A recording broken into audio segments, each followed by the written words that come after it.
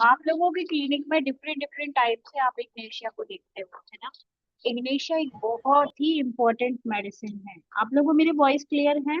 Please एक बारी से बताइए तो फिर हम शुरू करते यस सर। हैं। ओके। तो सबसे पहले ना हमको इग्नेशिया को समझना है ताकि हम उसका अच्छे से पिक्चर बना सके, ठीक है। इग्नेशिया एक ऐसी रेमेडी है जो मोस्टली वुमेन्स में हमको देखने को मिलता है। बट इग्नेशिया का ना हम लोग मोस्टली एक अच्छा, एक पोलाइट लेडी की तरह देखते हैं, हम उसको राइट रॉन्ग की तरह देखते हैं, ठीक है।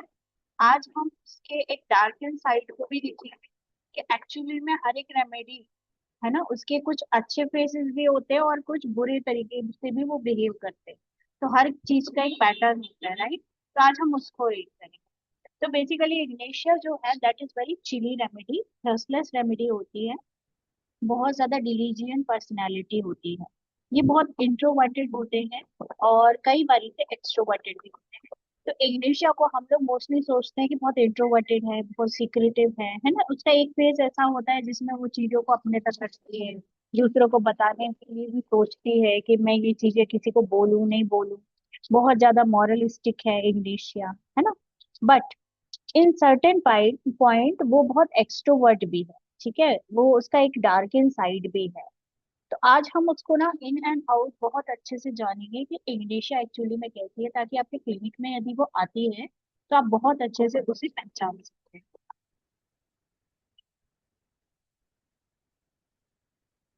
ओके, सो लेट्स स्टार्ट, ठीक है।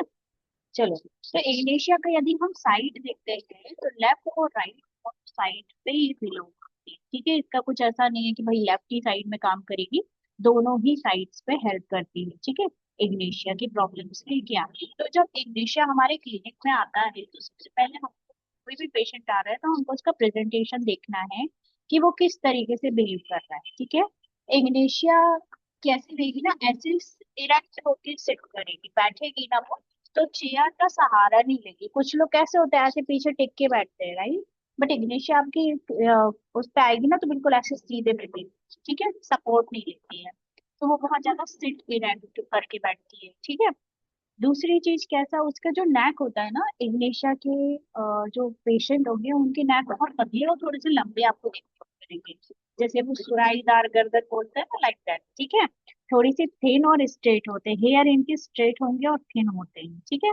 ये कुछ इग्नेशिया को हम फीचर के वाइज भी देख सकते हैं। इसके अलावा इसके प्रेजेंटेशंस कैसे होते थे, एक तो होता है इसका हिस्टेरिकल प्रेजेंटेशन, और दूसरा जो होता है वो होता है उसका नॉन हिस्टेरिकल प्रेजेंटेशन, ठीक है। तो अब हम दोनों को समझते हैं, एक तो हिस्टेरिकल, दूसरा नॉन हिस्टेरिकल, ठीक है। तो सबसे पहले non hysterical personality of Ignatia को अंडरस्टैंड करेंगे। तो इसकी इमेज कैसी होती है, गुड बॉय के जैसे इमेज होती है। विजेकर सर हमेशा बोलते थे इग्नेशिया ना बहुत ही, मतलब उसको कंप्लेंट्स नहीं मिलेंगे उसके पेरेंट्स, ठीक है। बट जब इग्नेशिया बहुत सिविलिटी को डिस्ट्रक्टिव में चली जाती है ना, तो वहां पर फिर कंप्लेंट्स भी मिलते हैं, पेरेंट्स भी परेशान होते हैं, लोग भी परेशान होते हैं, ठीक है। ऐसा रहता है। तो हमको इग्नेशिया को फुल समझने की बहुत ज्यादा जरूरत है। तो गुड बॉय इमेज है इसकी। इसके अलावा बहुत ज्यादा सेंसिटिव होती है, एक्सट्रीमली सेंसिटिव होती है, ठीक है। और दुबली पतली भी मिलेगी, इंटेलिजेंट मिलेगी, साथ में मेंटली और फिजिकली दोनों में क्विक टू एक्ट होती है। क्विक टू एक्ट बोले तो कोई भी काम हो जाए, मतलब ये बहुत इंटेलिजेंट रेमेडी है, ठीक है। ऐसी किसी भी चीजों को फॉर ग्रांटेड नहीं लेगी, अंडरस्टैंड करेगी। तो आज के समय में ना, जो ओल्ड टाइम में जो बहुएं होती थी, हम उनको इग्नेशिया बोल सकते हैं। कैसी होती थी कि हर एक चीज के लिए घर वालों को, फैमिली को, हर किसी को साथ में लेके चलती थी, है ना। हर काम करने में मदद करती थी, चाहे पेरेंट्स हो चाहे फैमिली हो, दोनों को लेके चलती थी। तो इग्नेशिया मेंटली फिजिकली बहुत ज्यादा क्विक टू एक्ट होती है। मतलब उसको कुछ भी होगा वो डॉक्टर के पास तुरंत जाएगी, लाइक दैट, ठीक है। किसी को चोट लग गई है तो पहले वो दिखाएगी, अपने विवेक से काम करती है। तो बहुत इंटेलिजेंट रेमेडी है इग्नेशिया। बट वो कैसे होते हैं, सेंसिटिव होते हैं हर एक इम्प्रेशन के लिए, ठीक है। Ignatia is very sensitive. तो इसकी कैसी होती है, इसकी सेंसेस हमको बहुत ज्यादा एक्यूट मिलती है। एक्यूट सेंसेस क्या होती हैं, किसी भी चीज को सडन होना, जैसे एक्यूट डिजीनेस होती है, ठीक है, सडनली या फिर एक्यूट विजन होता है, एक्यूट हियरिंग होता है। तो इसकी कैसा होता है कि हर चीज के लिए बहुत ज्यादा सेंसिटिव होती है, ऑल इम्प्रेशन। और सबसे ज्यादा सेंसिटिव किस चीज के लिए होती है? मॉरल सेंस, मॉरल्स के लिए। ठीक है, इसके सामने यदि कोई भी व्यक्ति अनैतिक तरीके से काम कर रहा है, बात कर रहा है, तो इग्नेशिया को बहुत ज्यादा प्रॉब्लम होती है। ठीक है, इग्नेशिया का कैसा है कि उसको हर चीज, मतलब हर व्यक्ति सलीके से काम करे, उसके अनुसार काम करे, या फिर उसको टोक रोक ना करे, ठीक है, उसको बिल्कुल भी रेस्ट्रिक्ट ना करे, तो इग्नेशिया बहुत हैप्पी होती है।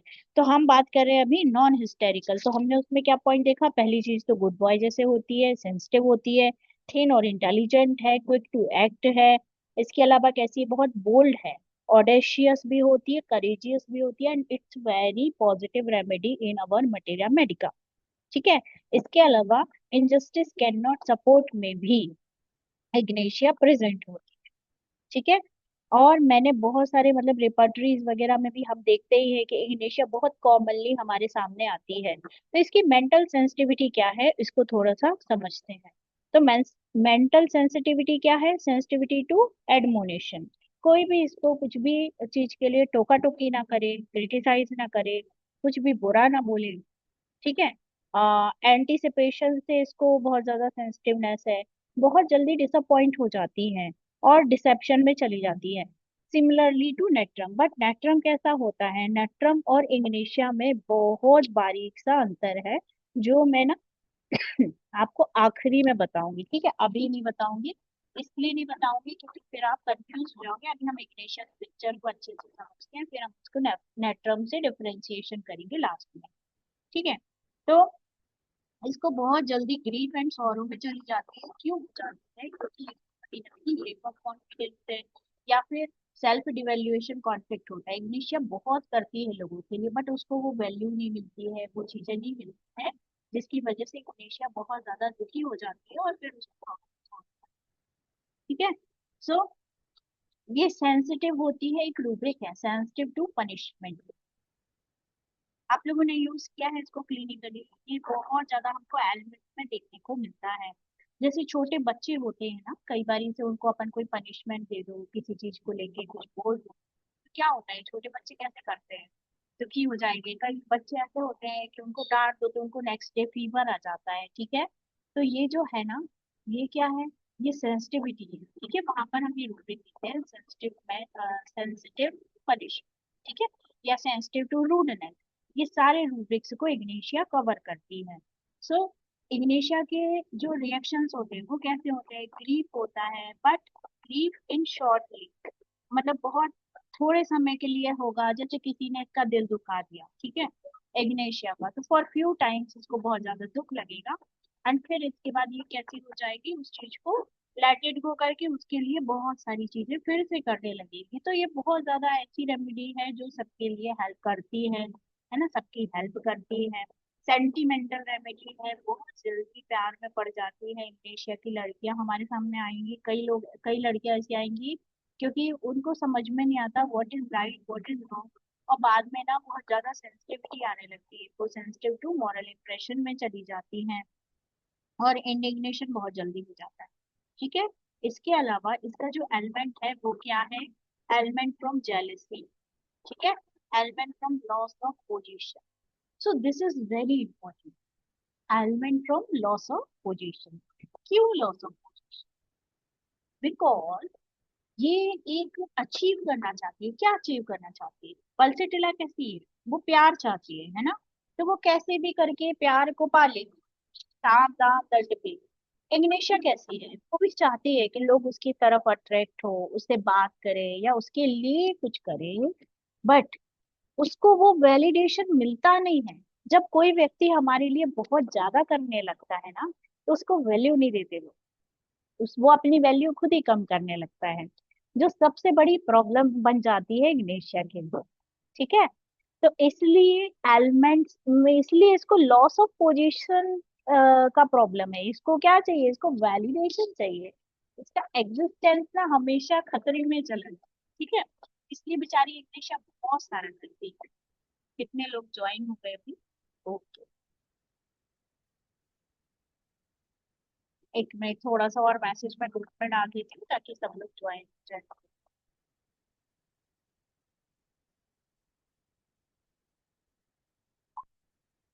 यस। तो इसको जेलेसी भी होती है, एनवी भी मिलता है इंडोनेशिया में। साथ में हमको कैसा रहता है ना कि जो इसके बच्चे होते हैं वो कैसे होते हैं, न्यू बेबी। हाँ, ये एक बहुत अच्छा रूब्रिक भी है इंडोनेशिया का जो मैं आपसे डिस्कस करना चाहूंगी कि इंडोनेशिया को कैसा रहता है, इतनी जेलेसी होती है जो न्यू बॉर्न बेबीज होते हैं। हमारे पास बहुत सारे केसेस ऐसे आते हैं जिसमें एक मतलब सेकंड चाइल्ड किसी भी पेरेंट्स का हुआ, ठीक है। जो फर्स्ट चाइल्ड होता है ना वो बहुत जेलस होता है, उसको ये लगता है कि यार मम्मी पापा बट गए, है ना, मम्मी पापा का प्यार छोटे वाले को मिल रहा है, मुझे नहीं मिल रहा है। तो ना ये फीलिंग ना एग्जैक्टली इग्निशिया को डिनोट करता है, ठीक है। जैसे ही न्यू बॉर्न बेबी के साथ जेलसी होगी, इसमें एक रूब्रिक है element from new born baby करके सर्च करना आपको मिलेगा सिंथेसिस रिपर्टरी में, क्योंकि इसको अपने सिबलिंग से भी जेलसी होती है, ठीक है। यहाँ पे मैं आपसे एक केस शेयर करना चाहूंगी और आपको ये भी बताना चाहूंगी, देखो इग्नेशिया कितना ज्यादा वैसी होती है कहीं ना कहीं, ठीक है। तो क्या हुआ, एक बच्ची मेरे पास आती थी, मतलब उसको ना बहुत बड़ी प्रॉब्लम थी। जब वो मेरे पास आई ना, तो क्या दिक्कत थी, ये 2000 आई थिंक 22 की बात है, ठीक, 2022 की। तो पेशेंट मेरे पास आई तो उसको अर्ली पीरियड आ गया था, 10 साल की थी। और उस समय में उसको ये बताया था, र्यूमेटिक अर्थराइटिस बताया गया था बच्ची को। और बोला था कि इसकी ना बोन्स की जो साइज है वो बढ़ नहीं रही है, इसकी वजह से इसका हाइट वगैरह नहीं बढ़ेगा, ग्रोथ नहीं होगा। और बच्ची को बहुत हैवी एंटीबायोटिक्स वगैरह दिए गए थे र्यूमेटिक अर्थराइटिस की वजह से। इसके कारण उसके पीरियड्स जल्दी आ गए, बहुत ज्यादा प्री मेच्योर मतलब वो थी, ठीक है, 10 साल की थी वो बच्ची। तो जब मैं उस समय केस ले रही थी तो मुझे पता चला कि उसकी मदर प्रेग्नेंट। तो मैंने उस बच्चे को ना उसके सारी सिम्टम्स देखे, सब कुछ देखा, तो मुझे इग्नेशिया मेडिसिन आया एंड मैंने उसको इग्नेशिया मेडिसिन दिया, ठीक है। आप में से कौन अनम्यूट है प्लीज। तो आफ्टर इग्नेशिया क्या हुआ, उसके पीरियड्स ना वापस से रुक गए, ठीक है। हाइट प्रॉपर होने लगी और जो उसको पेन रहता था, ज्वाइंट्स में स्वेलिंग था, स्टिफनेस था, वो सब बैलेंस हो गया। तो जब सेकंड थर्ड फॉलो अप में उसकी मदर फिर से आई मुझे बताने की, वो तो बिल्कुल ठीक है, बट क्या है तब कि ये ना पता नहीं क्यों मुझसे अच्छे से बात नहीं कर रही है, जब से मेरी बेटी हुई है तो उससे भी अच्छे से बात नहीं कर रही है, ठीक है। तो ये ना की फीचर है, उसको इतनी जेलसी थी और वो परेशान भी इसीलिए थी, उसको प्रॉब्लम भी इसीलिए थे।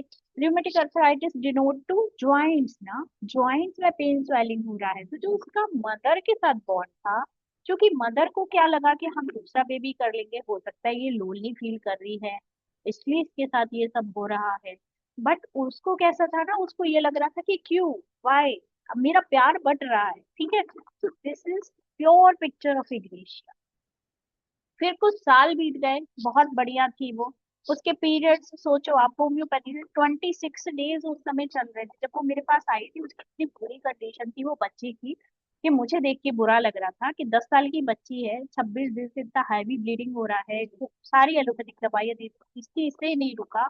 आफ्टर होम्योपैथी एंड इग्नेशिया के 1 डोज से वो काम डाउन हो गया, रुक गया था उसके बाद ही। और फिर उसके बाद उसके मेंसेस स्टॉप हुए एंड जब वो 12 साल की हो गई फिर से उसके मेंसेस वापस से स्टार्ट हुए। उसको कोई कंप्लेन नहीं थी।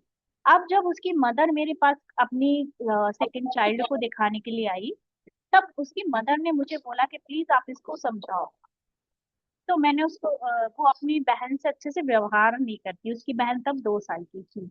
तो मैंने उसको समझाया, तो आपको पता है वो उसने क्या किया, वो बाहर गई एंड उसने मेरा जाते समय वो बहुत अच्छे से बात करी थी मेरे से, ठीक है, कोई नहीं बोल सकता कि she is very bad girl. मतलब ये आपके सामने ना इतने प्रेजेंटेबल और इतने स्वीट होंगे ना कि आपको नहीं लग सकता, आपको लगेगा यहाँ वेरी गुड। वो बाहर से मेरा डोर लॉक करके चली क्लिनिक का। तो आप अंडरस्टैंड कर सकते हो मतलब कितना अंदर से मेरे ऊपर गुस्सा था कि ये मैम क्यों समझा रही है, क्यों मेरे पेरेंट्स ने ये बोला मेरी बहन को समझाने के लिए, मुझ में कोई बुराई नहीं है, ठीक है। इग्नेशिया का ये डार्कर साइड है। वो इग्नेशिया या कोई भी रेमेडी, हर रेमेडी का एक पॉजिटिव साइड भी होता है और नेगेटिव साइड भी होता है, तो हमको उसका नेगेटिव साइड को समझना है। यहाँ तक समझ रहा है सबको? Yes, ma'am. सो अब हम उसके थोड़े से ना ये भी समझते हैं। देखो, जेलिसी जनरल चिल्ड्रन इन, ये करके रूप देखा है, ठीक है। When new baby takes the attention of the family away, उसको उस समय में प्रॉब्लम्स होते हैं, ठीक है। उस समय वो कैसा बिहेव करती है? नॉन एक्सप्रेसिव बिहेव करती है, और साथ में लॉस ऑफ वॉइस भी रहता है। सो सेंसिटिव टू क्रिटिसिज्म, ठीक है, फिजिकली बहुत ज्यादा सेंसिटिव है, हाइपर एक्टिव होती है। अब हम हिस्टेरिया के समय को समझते हैं, ठीक है। तो हिस्टेरिकल सिचुएशंस में इग्नेशिया कैसी होती? इन हिस्टेरिया इनवॉलेंटरी सिंगिंग होता, मतलब ऐसी लंबी लंबी सांसें लेगी, मुझे सांस नहीं आ रही है, I am feeling very bad, ठीक है। उनको वर्टाइगो होने लगता है, कई लोग को एपिलेप्सी के अटैक्स भी आते हैं, और रोती नहीं है, कैन नॉट क्राई, ठीक है, अपने आप को कंट्रोल रखती है, साइलेंट ग्रीफ होने लगता है, या इनकी मसल्स में बहुत ज्यादा हमको कॉन्ट्राडिक्शंस देखने को मिलते हैं। They fall in love with wrong person, और उसके बाद वो क्या होता है, डिसअपॉइंटमेंट में चली जाती हैं। तब भी हिस्टेरिकल प्रॉब्लम्स हमको देखने को मिलती हैं, ठीक है। सो इग्नेशिया में ग्रीफ बहुत ज्यादा प्रॉब्लमेटिक है, मतलब कॉमन है। अब इसको ग्रीफ क्यों है, पूरी रेमेडी हमने देखा है ना, क्यों है? बिकॉज ये कुछ पाना चाहती है, शी इज वेरी एम्बिशियस। हमको जब कोई चीज नहीं मिलती तभी हम सैडनेस में जाते हैं, ग्रीफ में जाते हैं, सॉरो में जाते हैं, है ना। तो इसके साथ भी यही प्रॉब्लम है। तो इसको इसलिए भी ये बहुत ज्यादा उसमें चली जाती है। बट अब हम इसके बीच में एक डिफरेंशिएशन हमने बात की थी, नेट्रम्यूर और इग्नेशिया के बीच में, right. So in this point हम इसको डिफरेंशिएट करेंगे, ठीक है। तो देखो, natrum mur is also very sad remedy, natrum mur को भी बहुत ज्यादा सैडनेस रहता है। पर नेट्रम्यूर का कैसा है? नेट्रम्यूर में एक रूब्रिक है मैसोचिज्म, ठीक है। वो अपनी एक स्टेट में, एक सैडनेस की स्टेट में, यहाँ पे जो चीजें उसको पेन दे रही है ना, वो उसी स्टेट में कैरी ऑन करना चाहती है। सपोज हस्बैंड वाइफ है, वाइफ जो है वो नेट्रम्यूर है, हस्बैंड के साथ उसका बन नहीं रहा है, ठीक है। तो नेट्रम्यूर क्या करेगी ना, कि उसको वो पेन फील हो रहा है हस्बैंड के साथ, बट वो छोड़ेगी नहीं, क्योंकि लव फॉर फैमिली है, बहुत ज्यादा प्यार है ना। तो कंटिन्यू करेगी, वो दुख की सिचुएशन में ही रहेगी, उसको कोई तीसरा सलाह देगा कि प्लीज तुम इसको छोड़ दो, ये क्यों कंटिन्यू कर रही हो, तुमको ये रिलेशन इतना पेनफुल है, तुम इतने दुखी हो, तो तुम छोड़ सकती हो। तो वो क्या बोलेगी कि नो नो, ठीक है। तो वो उस मैसोचिज्म में रहती है, यानी कि वो उस प्रभाव में रहना चाहती है, वो उस दुख को एडॉप्ट कर लेती है। बट इग्नेशिया कैसी है? इसके हस्बैंड ने थोड़ी देर के लिए इसको हर्ट किया या बहुत बुरा भला बोला, ये छोड़ देगी। इग्नेशिया डेल्यूजन मैरिज करके ग्रुप देखते हैं उसमें। तो ना हमको बहुत सारी पेनफुल मैरिजेस में जो वुमेन्स होती हैं वो इग्नेशिया होती है, जो अपने पति को नहीं छोड़ सकती, अपने परिवार को नहीं छोड़ सकती, और उनसे कंटिन्यूशन में चाह रही है कि मुझे दो वैलिडेशन दो, मुझे प्यार दो, मेरे लिए ये चीजें करो। और फैमिली नहीं समझ पा रही, ना कर पा रही है, बट फिर भी वो कंटिन्यूएशन में रहेंगे, ठीक है। This is Ignatia, typical Ignatia. अब आप समझ पाओगे ना इग्नेशिया का पिक्चर? अनम्यूट करके बताओ। Yes, ma'am. ओके, यहाँ तक सब समझा? कुछ पूछना है?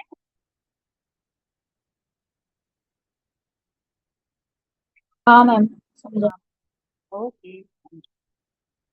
सो अब हम रूल इन कब करेंगे इग्नेशिया को? इग्नेशिया को हम रूल इन करते हैं क्विक टू एक्ट, यदि वो है, ठीक है, गुड बॉय की उसकी इमेज है कि यार कितनी गुड गर्ल है, कितनी प्यारी है, ऐसी इमेज बनेगी उसकी इग्नेशिया की, ठीक है। यदि उसकी इमेज है, मीन वो बिल्कुल इग्नेशिया हो सकती है, ठीक है। पॉजिटिव है, और एवर्जन है उसको टबैको से, या कोई भी, जैसे कोई ड्रिंक करता है, इग्नेशिया को नहीं पसंद आए। बट इग्नेशिया जब अपने डार्कर फेस में जाती है ना, तो जैसे वो लड़की मुझे लॉक करके गई थी ना, वो ऐसी हरकतें भी करती, ठीक है। इग्नेशिया ड्रिंक भी करेगी, इग्नेशिया बहुत सारी बॉटल भी बनाएगी, तो वो इतना ज्यादा उस शेड में चले जाते हैं, हमको पहचानना है कि कहाँ पर है अभी हमारा पेशेंट। ठीक है, तो अभी इग्नेशिया मेरे ख्याल से तो आपको बहुत सारी पिक्चर इसकी क्लियर हो गई होगी। चलो, तो अब हम थोड़े से इसके रूब्रिक समझते हैं। What is psora, what is साइकोसिस and what is syphilis in English. So affectionate and anticipation, general में ये सब सोरिक सिम्टम्स हैं इग्नेशिया के। इग्नेशिया को एंजाइटी होती है कॉफी के बाद। ठीक है, ऐसा रूब्रिक है, एंजाइटी कॉफी आफ्टर एग्रीवेशन। ठीक है, इसमें इग्नेशिया है। Anxiety congestion with carefulness, anxiety रहेगी जब भी इसको कंजेशन होगा। कंजेशन बोले तो हिस्टेरिकल प्रॉब्लम, राइट, सांस लेने में दिक्कत हो रही है, कहीं भी प्रॉब्लम हो रही है, तो तभी हम इसको देखेंगे। इसके बाद केयरफुलनेस रहता है, केयर वरी फुल ऑफ रहता है, कंसंट्रेशन एक्टिव, ये मैम, सारे सोरिक। Hello yes, yes, ma'am, can you explain the word hysteria? yes, definitely.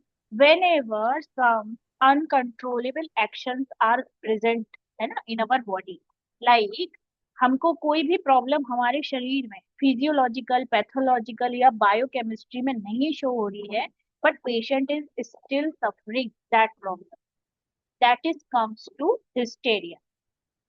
Okay, जैसे कि सपोज किसी व्यक्ति को सांस लेने में बहुत प्रॉब्लम हो रहा है and it's look like, it's seems like asthma. Okay, but when we go to test और हमने सब चीजें करवा लिया, बट हमें वहां पर कुछ भी ऐसा प्रॉब्लम नहीं मिल रहा है, बट पेशेंट के अंदर सिम्टम प्रेजेंट है।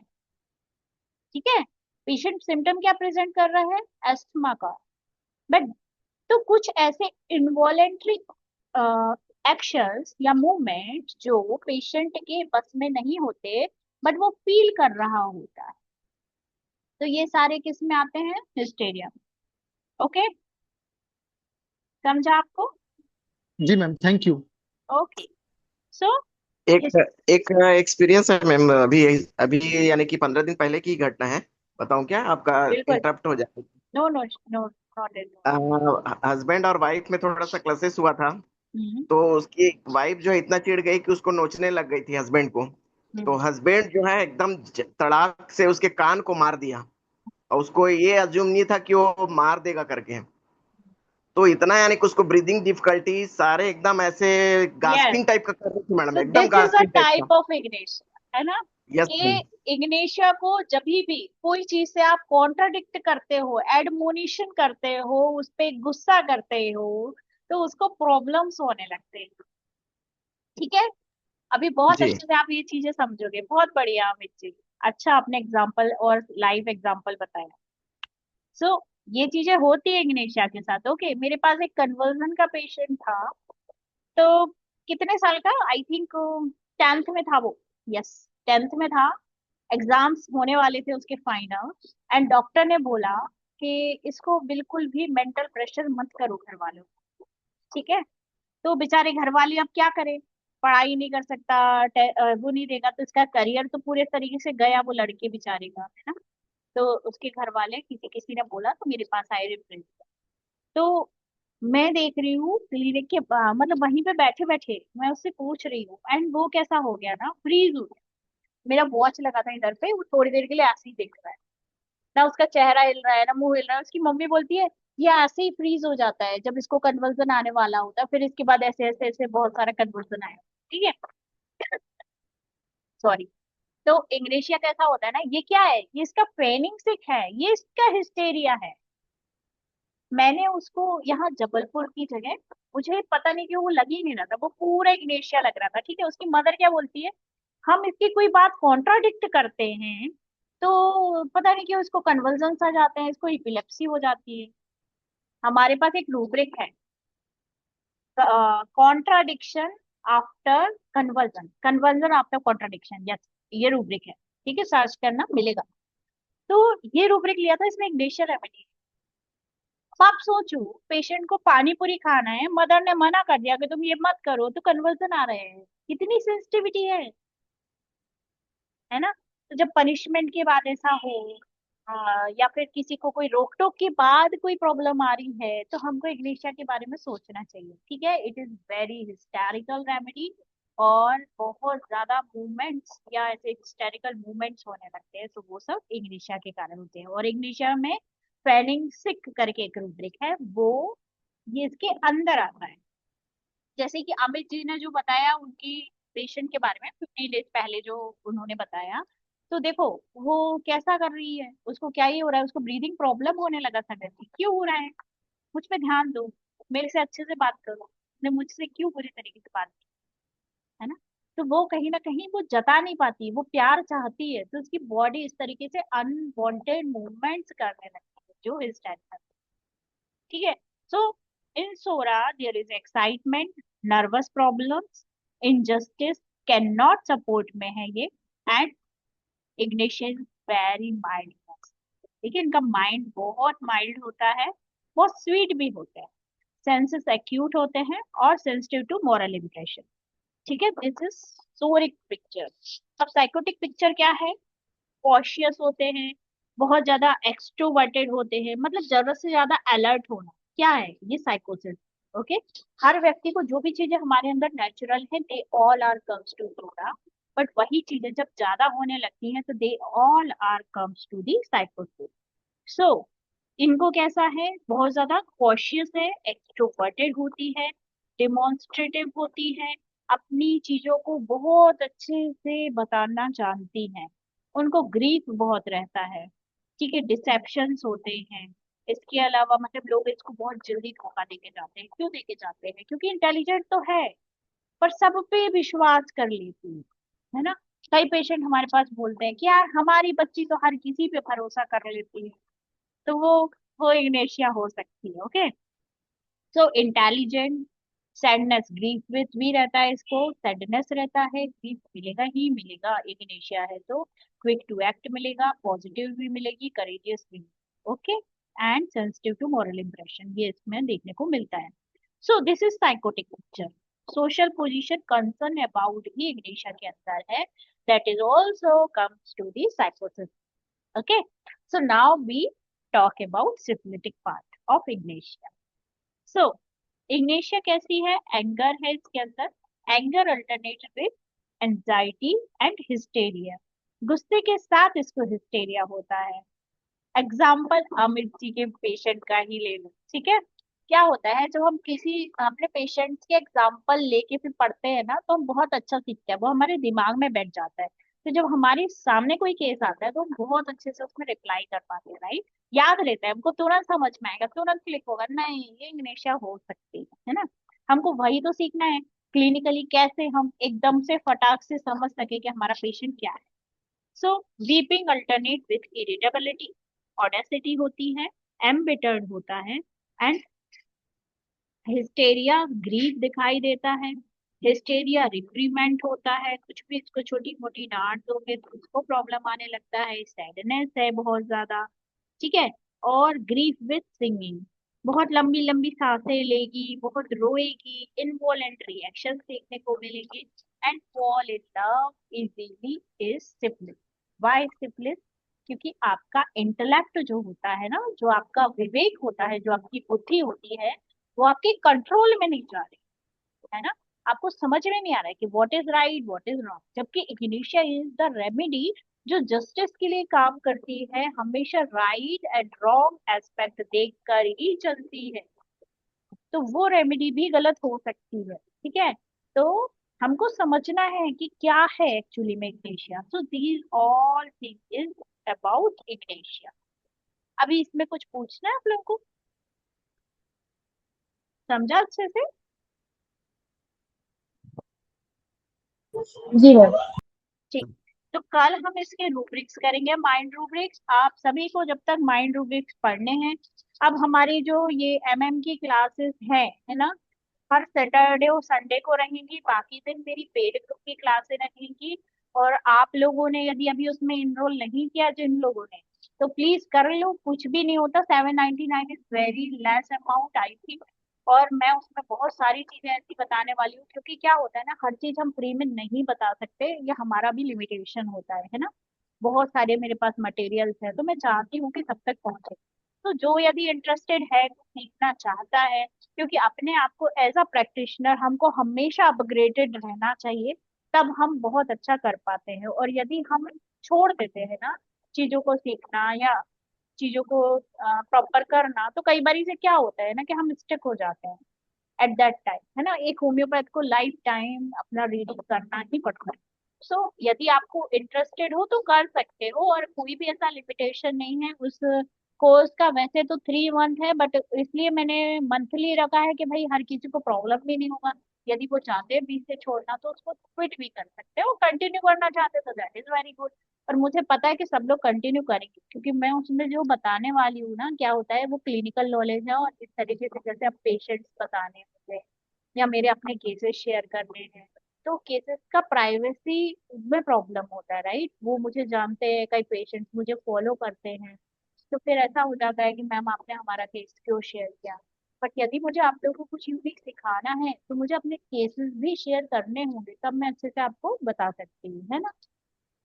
चलो ठीक है, मेरा यही कहना था आपसे कि यदि जो लोग चाहते हैं अभी भी ज्वाइन करना तो कर सकते हैं। ओके, आज हेलो सिर्फ लास्ट डे है। यस। मैम, आपका वो पहला वीडियो देखा था जैसे कोड वाला। मैम उसमें जो चार्ट वगैरह के अंडरस्टैंडिंग है, ये कैसे और कर सकते हैं, इसके रिगार्डिंग और कैसे पढ़ सकते हैं? अभी जो अपन क्लिनिक क्लासेस करेंगे ना, आप हो ना पेड अप्रूव में। हाँ हाँ, हाँ हाँ जी। जब हम क्लिनिकल क्लासेस करेंगे ना, तो हम मैं इसको फिर से एक बारी से अच्छे से अंडरस्टैंडिंगली रिवाइज करा दूंगी, तो आप समझ जाओगे कि कैसे करना है। ठीक है, थोड़ा सा मैंने उसमें 4 वीडियोस आपको भेजे हैं, है ना, उन चारों को आप थोड़ा सा एक बारी से देख लेना, जेनेटिक कोड के बारे मैम मैम मुझे मियाज़म की अंडरस्टैंडिंग भी चाहिए, क्योंकि मैं थोड़ा में। वो कंफ्यूज तो रहता हूँ हम मियाज़म में। समझेंगे ही ना, जो हमारा पेड ग्रुप, मतलब जो पेड क्लासेस होने वाली जिसमें आपने एनरोल किया है, उसमें हम क्या क्या देखेंगे। पहली चीज तो कि पेशेंट हमारे सामने आ रहा है तो हमको कैसे पकड़ना है।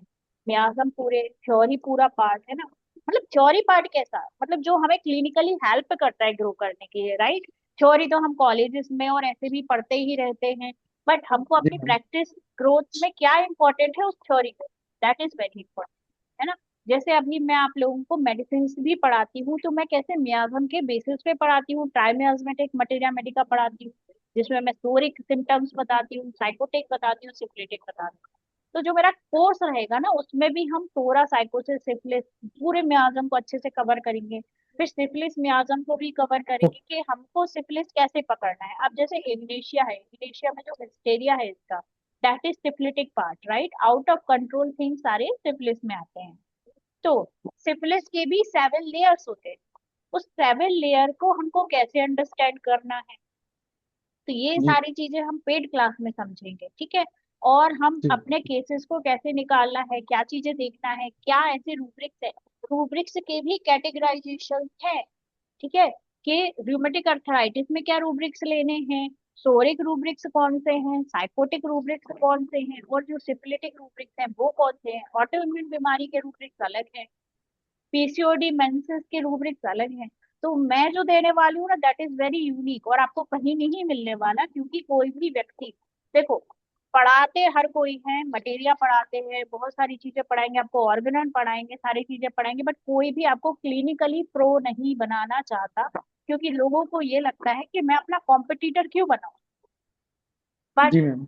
जब मेरे साथ शुरू हुआ था आज से 15 साल पहले, जब मैंने शुरू किया था 2014-15 में, at that time nobody teach, okay. उस समय मुझे नहीं पता था मुझे किस डायरेक्शन में जाना है, मैं क्या कर रही हूँ, मैं राइट कर रही हूँ, रॉन्ग कर रही हूँ। बट तब का सराउंडिंग और अभी के में बहुत सारे चेंजेस आ चुके हैं। अभी लोग लेकिन इतना सारे स्टूडेंट्स भी नहीं पे कर पाते। अभी देखो, आपसे 799 ही पे नहीं कर पा रहे कितने सारे लोग। आप सोचो, जो पेड कोर्सेज हैं, जो बड़े बड़े कोर्सेज हैं, जो प्रिडिक्टिव के कोर्सेज मैंने किए हैं, वो 80,000 के थे एक समय, आज भी वो 55,000 के हैं, है ना। तो जब आप ये जी पे नहीं कर पा रहे हो इतना स्मॉल अमाउंट, तो आप प्रिडिक्टिव का क्या ही करोगे। और जब तक आप वो नॉलेज नहीं लोगे 55,000 पे करके, तो फिर आप क्या ही आपकी प्रैक्टिस में भी कर लोगे। आप वहीं के वहीं स्टक हो जाओगे, आपको पेशेंट्स आएंगे, रिजल्ट ही नहीं मिल रहा है, रॉन्ग पब्लिसिटी होने लगेगी आपकी, तो बहुत सारे हमारे डिसअपॉइंटमेंट होने लगते हैं हमको। हम देखो एज अ होम्योपैथ ना अपन को बहुत ज्यादा अपने ऊपर फेथ भी रखना होता है और पेशेंस भी रखना होता है। बट हमारा पेशेंस कब टूटता है, जब हमको रिजल्ट नहीं मिलता। हम कोशिश कर रहे हैं बट फिर भी नहीं मिल रहा है, इधर से पढ़ रहे हैं उधर से पढ़ रहे हैं। तो क्या होता है ना कि फ्री में आपको सब चीजें नहीं दे सकते। फ्री तो प्रेडिक्टिव की बुक्स भी है, बट जो उन्होंने S C P H plus के केसेस और उसके ऊपर जो पढ़ाया है ना, वो अपनी बुक्स में भी नहीं दिया है उन्होंने नॉलेज। क्यों नहीं दिया? इसीलिए नहीं दिया कि हर चीज का एक सही समय होता है और सही जगह होती है जब उसको वो पहुंचना होता है। तो जब आपका बेसिक प्रॉपर नहीं होगा तो आप कैसे उस नॉलेज को ले भी पाओ? दैट्स द प्रॉब्लम, है ना। जी जैसे जी अभी जी वो मैम। 7 layers ही बहुत सारे प्रैक्टिशनर्स नहीं ले पाते, उनको लगता है कितना टफ है predictive. But it's not tough. Problem यहाँ पर है कि हमको समझने में कितनी प्रॉब्लम आ रही है, समझाने वाला कैसा है, हमको कितना समझ में आ रहा है, कितना अंडरस्टैंडिंग, है ना। प्रॉब्लम तो वहां पे आ रही है। तो चीजों को समझना है और अपने आप को ग्रो करना है, हमको बैठना नहीं है ना, बहुत अच्छा करना है हमको, कितने सारे लोगों की हेल्प करनी मैम वी ट्रस्ट यू, क्या आप हमें प्रो बना दोगे? है। मैंने तो स्टार्ट ही इसीलिए किया है क्योंकि मैं ये चाहती हूँ कि जो मेरे साथ फेस हुआ था इन स्टार्टिंग, कि मुझे नहीं मिल रही थी वो गाइडेंस, तो मैं लोगों तक दे सकूं। और क्यों ना दूं जब मुझे इतना सारी चीजें आता है। I am a very good homeopath, जो मेरे केसेस हैं बहुत अच्छे निकलते हैं भाई। इतना कॉन्फिडेंस हमारे अंदर चाहिए, यदि हम अपने आप को भी अच्छा बोल रहे हैं तो इतना कॉन्फिडेंस चाहिए, किसी को सिखाने के लिए भी आपको चाहिए। वो कैसे आता है? जब आपको रिजल्ट मिलते हैं। मेरे यस मैम। चैनल पे भी बहुत सारे टेस्टिमोनीज डले हुए हैं, वो ऐसे ही नहीं डले, पेशेंट खुद से आके देते हैं कि हाँ ठीक है आप प्लीज रिकॉर्ड करो एंड शेयर करो, है ना। तो हमको इस लेवल पे बनना है कि लोग आके खुद से हमको एडमायर करें और हमारे पास 10 पेशेंट्स भी लेके आए। क्योंकि होम्योपैथी को ग्रो करना है तो ऐसे नहीं चलेगा। हर एक होम्योपैथ को दूसरों को हेल्प करना ही पड़ेगा, तभी ये आगे बढ़ेगा, नहीं तो कैसे ही चलेगा, है ना। मैम एक out of the box question पूछना है आपको। हाँ पूछो। क्लिनिक में एक पेशेंट आया था, तो वो बोल रहा था बार बार मुझे अभी के अभी भाग जाने की इच्छा हो रही है यहाँ से। तो समझ में नहीं आ रहा था क्या रूब्रिक्स ले। वो बार बार बोल रहा था मुझे अभी के अभी भाग जाने की इच्छा हो रही है। बैड आउट तो ऑफ डिजायर रूब्रिक है ना। क्या मैम रिपीट कीजिए please. Bad out of desire 2 करके एक रूब्रिक है, वो ले सकते हो। हाँ दूसरी हाँ चीज ओपन एयर एम्बुलेशन ले सकते हो। ठीक है, यदि हम उसको जनरल तरीके से देखते हैं। या हाँ फिर हमको देखना है कि क्यों जाने की इच्छा हो रही है, एंजाइटी हो रही है तो एंजाइटी से रिलेटेड रूब्रिक ले सकते हो। यदि वो बहुत हाँ ज्यादा उसको वो चीज फेस करने से डर रहा है तो एंटीसिपेशन के ले सकते हो। देखो रूब्रिक तो इतने जी। सारे हैं, है ना। हाँ लेकिन मैम समझ में नहीं आ रहा था क्या हाँ, रूब्रिक लिए, तो तो क्यों मैं नहीं समझ स्टक में आ हो रहा? गई वहां क्योंकि पे। हमको पता ही नहीं है कि हमको क्वेश्चन क्या पूछना है उससे, है ना। और वो तो बोल रहा है मुझे हाँ बाहर जाना है, बाहर जाना है, हाँ बाहर जाना है। हाँ भाग जाना है बोल रहा था मैम ने। बिल्कुल। भाग जाना है। भाग जाना हाँ है तो भाग जाने का हाँ क्या रूब्रिक है? Escape attempt to. तो अब देखो, अब भी यस मैंने आपको कितने सारे रूब्रिक बता दिए। अब आप खुद जब वहां पे अंडरस्टैंड करोगे, ये चीजों को अंडरस्टैंड करोगे, क्या कैसे रूब्रिक है, कौन से सोरिक है, कौन से हाँ साइकोटिक है, कौन से सिफिलिटिक है, हाँ तो आप खुद ही हाँ पकड़ लोगे ना। पेशेंट से पूछोगे ना उस समय कि भाई तुमको क्या जी हो रहा है, तुमको एंजाइटी हो रही है। प्रॉब्लम कहाँ पे आती है ना, हमको पता नहीं है डायरेक्शन कि कहाँ जाना यस यस। है। कोई और नहीं। मैंने मैम को बोला कि हाँ क्या रूब्रिक ले। तो वो बोले कि तुम ढूंढ के लाओ घर से। अभी मुझे कंफ्यूजन हो रहा था, तो मैं क्या ढूंढूं ना। मैंने ट्राई किया, ऐसा नहीं कि मैं चुप बैठी, मैंने ट्राई किया। लेकिन आई कैंट अंडरस्टैंड कि कौन सा रूब्रिक लूं, मतलब एंजाइटी रिलेटेड लूं या फिर उनको आउट ऑफ मतलब एयर एग्रावेशन वो लूं। कुछ समझ में नहीं आ रहा था। समझना नहीं है ना, समझना पेशेंट को है, हमको खुद के दिमाग से नहीं ढूंढने रूब्रिक, ठीक है। यस यस अब यस हो सकता है ना समझ गया। पेशेंट को सफोकेशन हो रहा, तो सफोकेशन से रिलेटेड रूब्रिक उठाओगे ना। हो सकता है जी कि उसको एंटीसिपेशन हो रहा है कि भाई मैं डॉक्टर के सामने कैसे जाऊं, तो एंटीसिपेशन से रूब्रिक उठाओगे। तो हमको जी पेशेंट को समझना है, ठीक है। मैंने जी वही थैंक यू सोचा मैम। कि मैं एक ऐसा कोर्स फॉर्म करूं, आप लोगों को ऐसी चीजें बताऊं कि जो आप डॉक्टर की क्लिनिक पे जाके भी समझते हो ना, तो भी डॉक्टर पूरे से नहीं समझाता आपको। यस नहीं मैम नहीं समझाते आप। ना वो थैंक यू आपका मेडिसिन वेरी मच, बताते क्योंकि हैं।